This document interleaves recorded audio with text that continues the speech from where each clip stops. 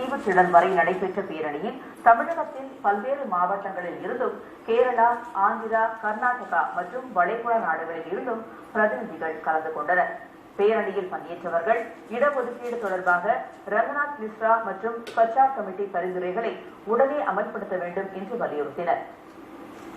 21 மே 2007 நீதிபதி ரங்கநாத் மிஸ்ரா அவர்கள் இந்த அறிக்கையை இந்த அரசிடம் ஒப்படைக்கின்றார். 19 டிசம்பர் 2009 இந்த அறிக்கை மீது எந்த விவாதம் இல்லாமல் இந்த அரசு அதை கிடப்பில் போட்டிருக்கிறது. பேரணியின் தீவுத்திடலில் மாநாடு நடைபெற்றது. கல்வி, வேலை வாய்ப்பில் இஸ்லாமியர்களுக்கு 10% இடஒதுக்கீடு வழங்க வேண்டும், மக்களவை மற்றும் சட்டப்பேரவைகளில் இஸ்லாமியர்களுக்கு உரிய பிரதிநிதித்துவம் அளிக்க வேண்டும், நலத்திட்ட உதவிகள் வழங்குவதிலும் இஸ்லாமியர்களுக்கு உரிய முன்னுரிமை வழங்க வேண்டும் என்பன உட்பட மொத்தம் 24 தீர்மானங்கள் மாநாட்டில் நிறைவேற்றப்பட்டன.